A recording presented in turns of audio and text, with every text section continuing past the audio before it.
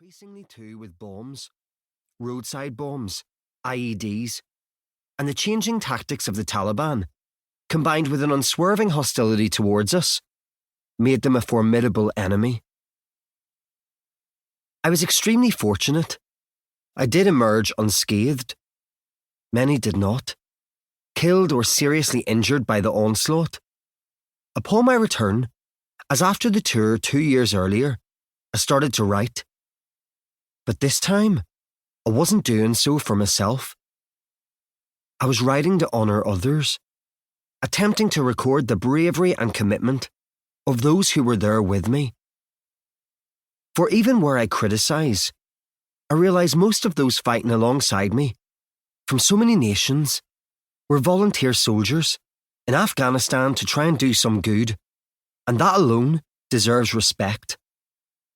Once again, I was reminded, as if I needed to be, that if others are imperfect, then so most definitely am I.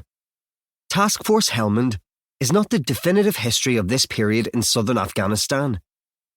It is merely a series of snapshots, the views of just one man. I would welcome the chance to read the thoughts of others who were there, whatever their opinions of the campaign, whatever their opinions of me, because only through the telling will the memory of those who didn't come home live on. Doug Beattie, June 2009.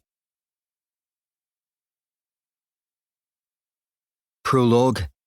Shabia, an Afghan father. 11th of May, 2008. I looked down into the eyes of the Afghan girl sitting at my feet in the dust. She stared straight back at me, intently studying my face, the huge brown orbs of her eyes betraying nothing of what she was feeling. Not a hint. Not fear, not anger, not pain. And yet, how could they be so expressionless? For she must have been in absolute agony. There were at least 3 penetration wounds to her young, fragile body, caused by fragments of an 81mm mortar shell, exploding close to where she had been playing. The chunks of red-hot metal effortlessly puncturing, tearing, and slicing into her innocence. Her thick, dark hair, singed by the bits of white phosphorus spat from the detonating weapon. On one side of her head, a patch of it had been burned back to the scalp, and the round that had done the damage, a smoke bomb, had been ours. British. Fired from our camp. Forward Operating Base, FOB, Zeebrugge, as part of an attempt to cover the patrol's tentative movements through Kajaki Olya, a village to the south of the dam at Kajaki. It wasn't that I had pulled the proverbial trigger. For heaven's sake, I hadn't even asked for smoke cover. With 2 kilometres to go, we were still too far from the enemy positions to need it. There was no immediate threat, none I could determine anyway. But someone had thought otherwise. I'd heard the mortars being fired from the FOB, stood up and watched as they detonated around an area known as Big Top, a recognised Taliban stronghold. At that point, I didn't know why the smoke rounds had been used, and cared even less.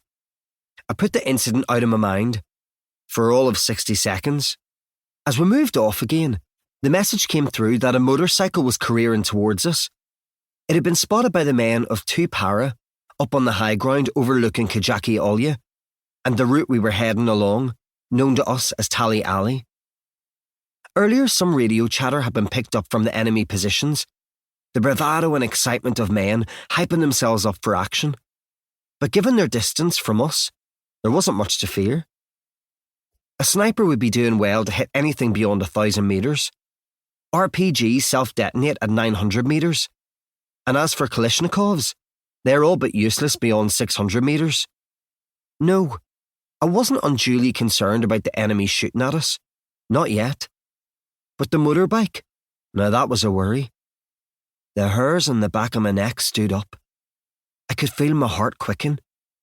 I raised my rifle to cover the bike's arrival. So did the others. Nervousness permeated the patrol.